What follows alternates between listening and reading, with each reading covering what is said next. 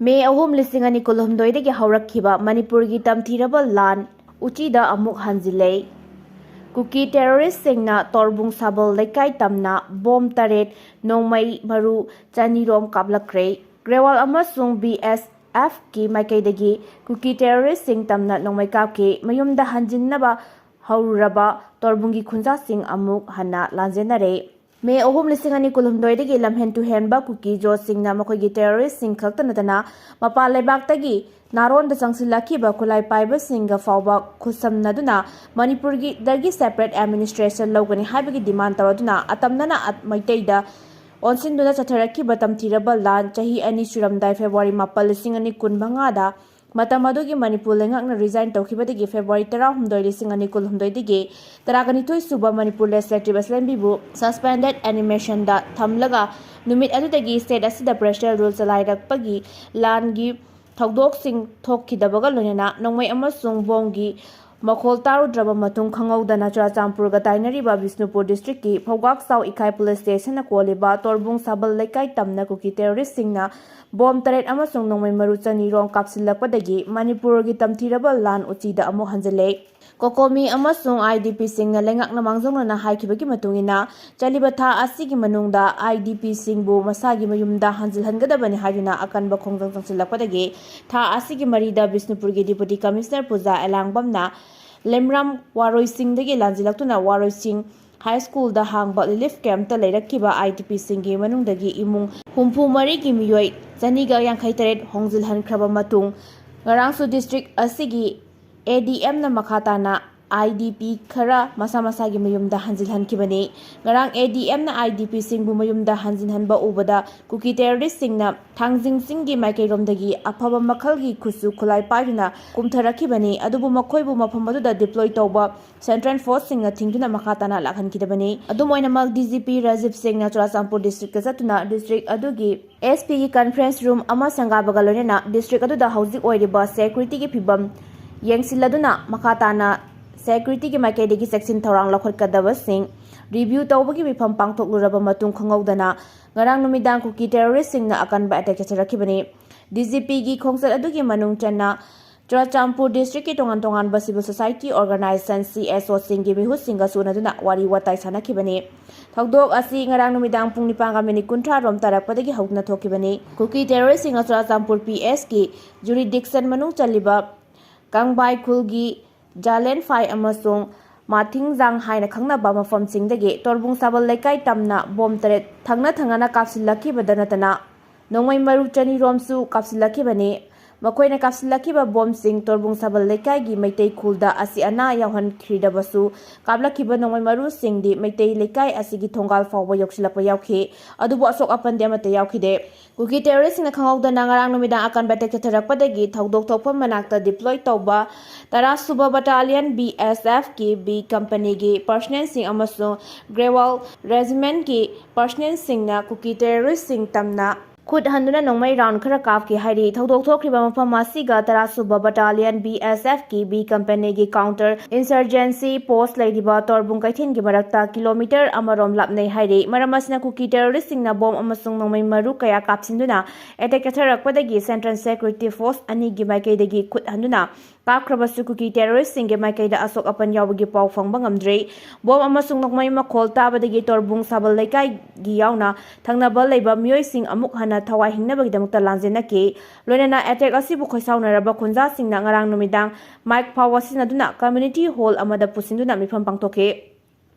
Thawdok asigi pau tabadagi mafam aduda Bishnupur district police ke makok thongba official jauna atai security force ke personnel sing su changsinnarakhe adubu khunja singge maikaidagi di Manipur da president rule gi lengak laiduna miyambu thokaningdaba thawdok sing mayok nahandanaba ningthijana ngakpi senbire hairaga karigidamak Kuki terrorist singna amuk hanna maitai kul sing tamna nongmai amasung bom sing kapsil hanba ngamlibano haiduna penda phongdoke Kuki terrorist singna ngarang chatharakhiba akanba attack ase deploy tawriba tongan ba Central Force singna makhoi tawpam thokpa matau tahowdabadagi attack torakpa ngamhanbani haina supenda phongdoke Kuki terrorist singna kapsilakpa bom singna maitai khol singda tasinduna pokhai drabasu labuk lamhangna singbada pokhai bagi makholna saitol fawba यौननिकी हाइरे अदुबु central फोर्ससिंगना attack चथरखिबा कुकी टेररिस्टसिंग तमना खुद हंदुना नोंगमई राउंड खरा काफखिबदगी मखा चथरखिदे लोनेना बिष्णुपुर डिस्ट्रिक्ट पुलिसना डिस्ट्रिक्ट असिगी कमांडो यूनिट के पर्सनल सिंगल लोनेना बुलेट प्रूफ गाड़ीना सिंगवा सिजनदुना संगसिललगलगा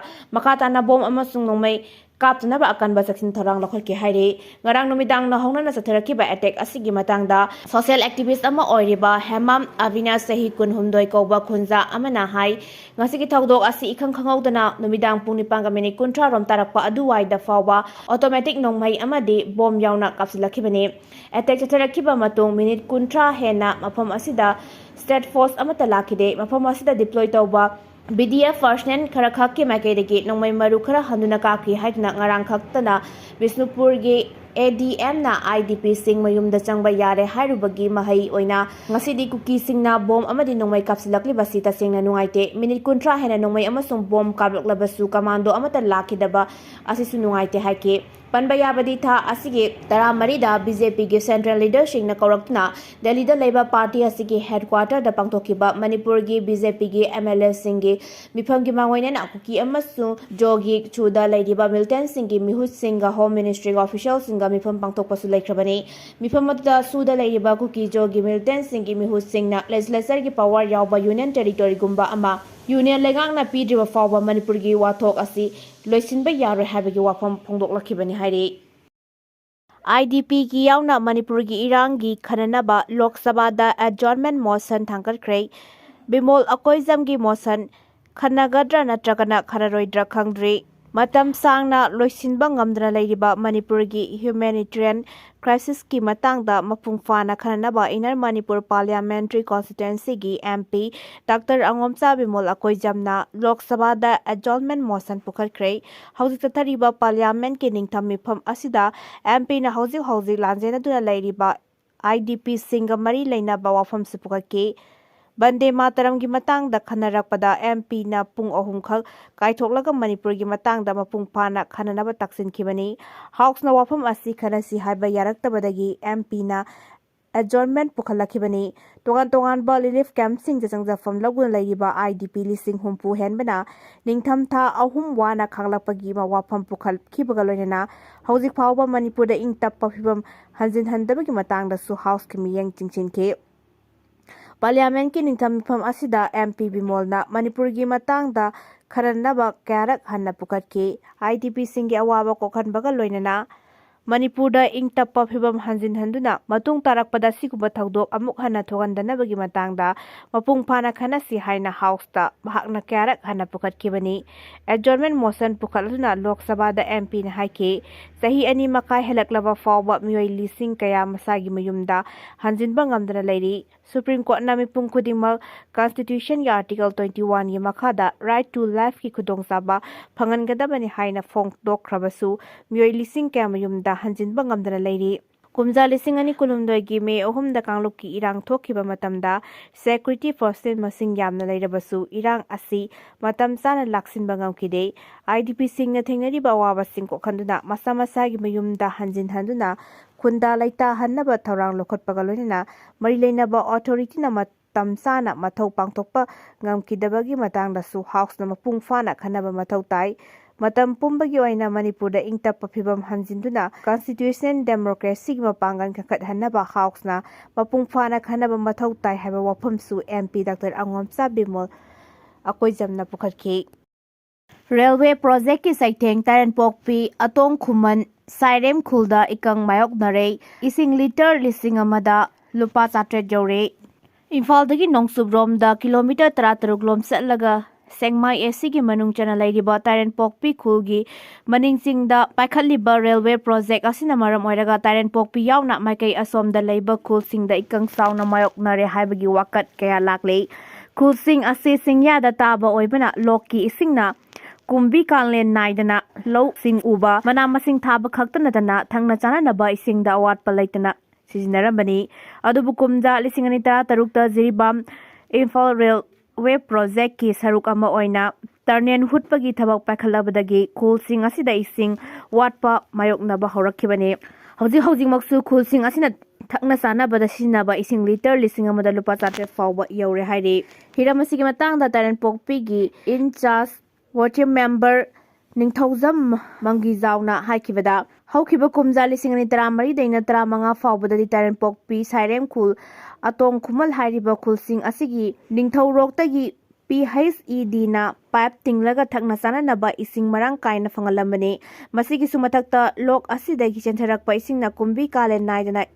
ꯈꯨꯜ ꯑꯁꯤꯒꯤ ꯑꯀꯣꯏꯕꯗ ꯂꯩꯔꯤꯕ ꯂꯧꯕꯨꯛ ꯂꯝꯍꯥꯡꯁꯤꯡꯗ ꯂꯧꯎ ꯁꯤꯡꯎ ꯑꯃꯗꯤ ꯃꯅꯥ ꯃꯁꯤꯡ ꯊꯥꯅꯔꯝꯕꯅꯤ꯫ ꯑꯗꯨꯕꯨ ꯀꯨꯝꯖꯥ 2013ꯇꯒꯤ ꯔꯦꯜꯋꯦ ꯄ꯭ꯔꯣꯖꯦꯛꯀꯤ ꯇꯔꯅꯦꯜ ꯍꯨꯠꯈꯤꯕꯗꯒꯤ ꯂꯣꯛ ꯑꯁꯤꯗꯒꯤ ꯏꯁꯤꯡ ꯂꯥꯛꯄꯒꯤ ꯆꯥꯡ ꯌꯥꯝꯅ ꯍꯟꯊꯈ꯭ꯔꯦ꯫ ꯃꯁꯤꯒꯤꯁꯨ ꯃꯊꯛꯇ ꯄ꯭ꯔꯣꯖꯦꯛ ꯑꯁꯤꯗ ꯊꯕꯛ ꯁꯨꯔꯤꯕ ꯃꯤꯑꯣꯏ 200-300 ꯔꯣꯝ ꯑꯁꯤꯁꯨ ꯂꯣꯛ ꯑꯁꯤꯗꯒꯤ ꯏꯁꯤꯡ ꯁꯤꯖꯤꯟꯅꯈ꯭ꯔꯦ꯫ ꯃꯁꯤꯅ ꯃꯔꯝ ꯑꯣꯏꯔꯒ ꯈꯨꯜ ꯑꯁꯤꯗ ꯏꯁꯤꯡ ꯁꯨꯡꯐꯪ ꯐꯪꯗꯕꯒ ꯄꯥꯡꯈꯛ ꯑꯣꯏꯔꯦ꯫ ꯈꯨꯟꯖꯥꯁꯤꯡꯅ ꯊꯦꯡꯅꯔꯤꯕ ꯑꯋꯥꯕ ꯀꯌꯥ ꯑꯁꯤ ꯆꯍꯤ ꯀꯌꯥꯒꯤ ꯃꯃꯥꯡꯗꯒꯤ ꯍꯧꯅ AC ꯑꯁꯤꯒꯤ MLA,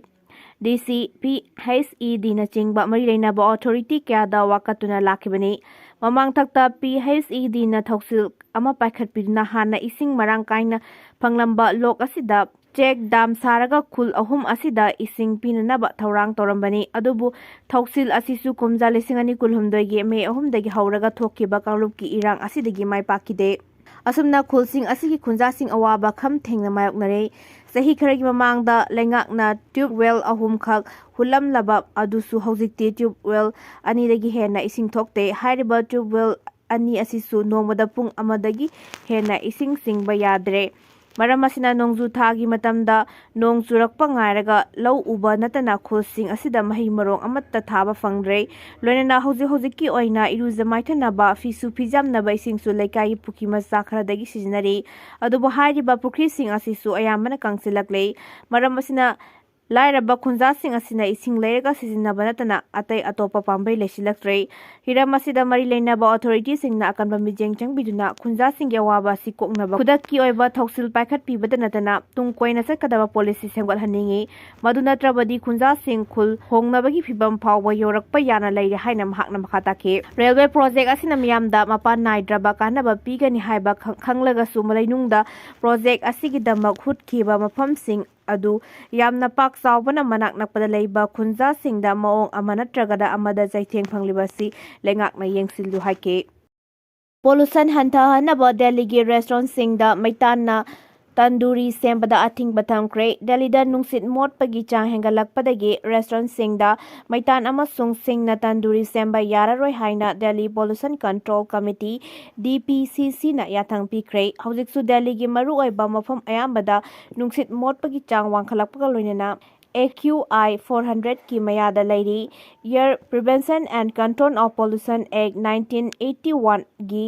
ꯁꯦꯛꯁꯟ 31 ꯀ꯭ꯂꯣꯖ A ꯒꯤ ꯃꯈꯥꯗ ꯊꯣꯛꯈꯤꯕ ꯑꯣꯔꯗꯔ ꯑꯁꯤꯅ ꯃꯔꯝ ꯑꯣꯏꯔꯒ ꯗꯦꯜꯂꯤꯗ ꯂꯩꯔꯤꯕ ꯔꯦꯁꯇꯨꯔꯦꯟꯠ ꯈꯨꯗꯤꯡꯃꯛꯅ ꯏꯂꯦꯛꯇ꯭ꯔꯤꯛ ꯑꯃꯗꯤ ꯒ꯭ꯌꯥꯁꯀꯤ ꯃꯇꯦꯡꯅ ꯆꯥꯅ ꯊꯛꯅꯕ ꯄꯣꯠꯂꯝꯁꯤꯡ ꯊꯣꯡ ꯊꯥꯛꯄꯒꯤ ꯊꯕꯛ ꯇꯧꯒꯗꯕꯅꯤ ꯍꯥꯏꯔꯤ꯫ ꯃꯤꯑꯣꯏꯕꯒꯤ ꯍꯛꯁꯦꯜꯗ ꯈꯨꯗꯣꯡꯊꯤꯅꯤꯡꯉꯥꯏ ꯑꯣꯏꯕ ꯃꯑꯣꯡꯗ ꯅꯨꯡꯁꯤꯠ ꯃꯣꯠꯁꯤꯜꯂꯛꯄꯗꯒꯤ commission for air quality management (CAQMꯅ ꯗꯦꯜꯂꯤ ꯑꯃꯗꯤ ꯅꯦꯁꯅꯦꯜ ꯀꯦꯄꯤꯇꯦꯜ ꯔꯤꯖꯟꯒꯤ ꯃꯐꯝ ꯄꯨꯝꯅꯃꯛꯇ GRADꯒꯤ ꯁ꯭ꯇꯦꯖ 3 ꯆꯠꯅꯍꯟꯅꯕ ꯋꯥꯐꯝ ꯂꯥꯎꯊꯣꯛꯈ꯭ꯔꯦ ꯍꯥꯏꯔꯤ꯫ ꯅꯨꯡ ꯄꯨꯔꯝꯕ ꯒꯥꯔꯤ 2 ꯐꯣꯔꯦꯁꯠꯅ ꯐꯥꯔꯦ꯫ ꯑꯌꯥꯕ ꯌꯥꯎꯗꯅ ꯅꯨꯡ ꯄꯨꯔꯝꯕ ꯒꯥꯔꯤ 2 Tengnoupal forest division, Thoubal forest division ꯑꯃꯁꯨꯡ ꯍꯩꯔꯣꯛ ꯄꯨꯂꯤꯁ ꯁ꯭ꯇꯦꯁꯟꯒꯤ ꯑꯄꯨꯟꯕ ꯇꯤꯝ ꯑꯃꯅ ꯐꯥꯔꯦ꯫ ꯋꯥꯕ ꯆꯤꯡꯒꯤ ꯑꯀꯣꯏꯕꯗ ꯑꯌꯥꯕ ꯌꯥꯎꯗꯅ ꯅꯨꯡ ꯍꯣꯟꯗꯣꯛ ꯍꯣꯟꯖꯤꯟ ꯇꯧꯔꯦ ꯍꯥꯏꯕ ꯑꯈꯟꯅꯕ ꯄꯥꯎ ꯑꯃ ꯐꯪꯕꯗꯒꯤ ꯑꯄꯨꯟꯕ ꯇꯤꯝ ꯑꯗꯨꯅ ꯑꯈꯟꯅꯕ ꯊꯧꯔꯥꯡ ꯑꯃ ꯂꯧꯈꯠꯂꯒ ꯅꯨꯡ ꯄꯨꯔꯝꯕ ꯒꯥꯔꯤ 2 ꯑꯗꯨ ꯐꯥꯕ ꯉꯝꯈꯤꯕꯅꯤ꯫ ꯍꯧꯈꯤꯕ ꯅꯣꯡꯌꯥꯏ ꯃꯇꯨꯡ ꯄꯨꯡ 12:30 ꯇꯥꯕꯗ ꯋꯥꯕ ꯆꯤꯡꯗꯒꯤ ꯅꯨꯡ ꯄꯨꯔꯛꯄ ꯒꯥꯔꯤ ꯑꯗꯨ ꯍꯩꯔꯣꯛ ꯇꯝꯅ ꯊꯧꯔꯛꯈꯤ꯫ Indian forest act 1927, Indian forest (Manipur) amendment 2018 ꯑꯃꯁꯨꯡ ꯃꯅꯤꯄꯨꯔ ꯐꯣꯔꯦꯁꯠ ꯔꯨꯜ 2021ꯒꯤ ꯃꯈꯥꯗ ꯑꯌꯥꯕ ꯌꯥꯎꯗꯅ ꯎꯃꯪꯒꯤ ꯄꯣꯠꯊꯣꯛ ꯄꯨꯔꯝꯕ ꯒꯥꯔꯤ 2 ꯑꯗꯨ ꯐꯥꯈꯤꯕꯅꯤ꯫ ꯍꯤꯔꯝ ꯑꯁꯤꯒꯤ ꯃꯇꯥꯡꯗ ꯗꯤꯚꯤꯖꯅꯦꯜ ꯐꯣꯔꯦꯁꯠ ꯑꯣꯐꯤꯁꯥꯔ ꯃꯨꯍꯝꯃꯨꯗ ꯕꯦꯒꯝꯅ ꯐꯣꯡꯗꯣꯛꯈꯤꯕꯒꯤ ꯃꯇꯨꯡ ꯏꯟꯅ ꯀꯨꯝꯖꯥ 2018ꯒꯤ ꯖꯨꯂꯥꯏ 7ꯗ ꯍꯥꯏ ꯀꯣꯔꯠ ꯑꯣꯐ ꯃꯅꯤꯄꯨꯔꯅ ꯄꯤꯈꯤꯕ ꯌꯥꯊꯪꯒꯤ ꯃꯇꯨꯡ ꯏꯟꯅ ꯃꯔꯤ ꯂꯩꯅꯕ ꯑꯣꯊꯣꯔꯤꯇꯤꯒꯤ ꯑꯌꯥꯕ ꯌꯥꯎꯗꯅ ꯎꯃꯪꯒꯤ ꯄꯣꯠꯊꯣꯛ ꯄꯨꯊꯣꯛ ꯄꯨꯁꯤꯟ ꯇꯧꯕ ꯌꯥꯗꯦ꯫ ꯒꯥꯟꯙꯤ ꯐꯦꯃꯤꯂꯤꯒꯤ ꯃꯊꯛꯇ ꯊꯥꯡꯒꯠꯂꯛꯈꯤꯕ ꯃꯅꯤ ꯂꯣꯟꯗ꯭ꯔꯤꯡꯒꯤ ꯆꯥꯔꯖꯁꯤꯡ ꯗꯦꯜꯂꯤ ꯀꯣꯔꯠꯅ ꯀꯛꯈ꯭ꯔꯦ꯫ ꯀꯣꯡꯒ꯭ꯔꯦꯁꯀꯤ ꯂꯨꯆꯤꯡꯕ 2 ꯁꯣꯅꯤꯌꯥ ꯒꯥꯟꯙꯤ ꯑꯃꯁꯨꯡ ꯔꯥꯍꯨꯜ ꯒꯥꯟꯙꯤꯒꯤ ꯃꯊꯛꯇ ꯑꯦꯟꯐꯣꯔꯁꯃꯦꯟꯠ ꯗꯥꯏꯔꯦꯛꯇꯣꯔꯦꯠꯅ ꯅꯦꯁꯅꯦꯜ ꯍꯦꯔꯥꯜꯗ ꯀꯦꯁꯀ ꯃꯔꯤ ꯂꯩꯅꯅ ꯃꯅꯤ ꯂꯣꯟꯗ꯭ꯔꯤꯡꯒꯤ ꯆꯥꯔꯖꯁꯤꯡ ꯄꯤꯈꯤꯕ ꯑꯗꯨ ꯗꯦꯜꯂꯤꯒꯤ ꯀꯣꯔꯠꯅ ꯀꯣꯒꯅꯤꯖꯦꯟꯁ ꯄꯤꯈꯤꯗꯕꯒ ꯂꯣꯏꯅꯅ ꯀꯦꯁ ꯑꯗꯨ ꯔꯤꯖꯦꯛ ꯇꯧꯈ꯭ꯔꯦ ꯍꯥꯏꯔꯤ꯫ ꯀꯣꯔꯠ ꯑꯁꯤꯒꯤ rose avenue ꯀꯣꯔꯠꯀꯤ special ꯖꯖ Bishal ꯀꯣꯛꯅꯦꯅ ngasi ED-na Sonia Gandhi amasung Rahul Gandhi ki mathakta charge tawriba money laundering ki case adugi complaintsing adu logi matung inna maintainable oidabana natana Prevention of Money Laundering Act na piriba FIR da best tawde haina reject tawkhibani. Case asigi hearing haurakpada court asina under section 200 of CRPC gi makhada Subramanian Swamina tharakhiba money laundering gi proceedings sing adu FIR gi matung inna register tawgadabani. FIR yaudana Enforcement Department na Prevention of Money Laundering Act prosecution piba yade case asigi takhiba order matung inna Delhi Police ki Economic Offence Wing na hiramasiga mari lenana FIR register tawkhibadi leire maramasina ED na court asida direct submit tawrakhiba complaint asi merit leite hairi nakallamaromda ED na nauna Rahul Gandhi amasung Sonia Gandhi ki mathakta Prevention of Money Laundering Act ki under section 44 amasung 45 ki makhada prosecution offence harakhibani. Case asi Associate General Limited AZL hauzik function tawkhidraba newspaper Nation Herald gi properties sing loksin ki haibagi maraldani aduga 2010 da Young Indian Private Limited YIL Incorporate Company asina AZL gi sendol punamak Indian National Congress tagi lupa lakh yankhai laukhrbani. Masigi matungda YIL na ajal gi lupa crore 2,000 rom oigadaba lanthum pumba control na thamkhrabani.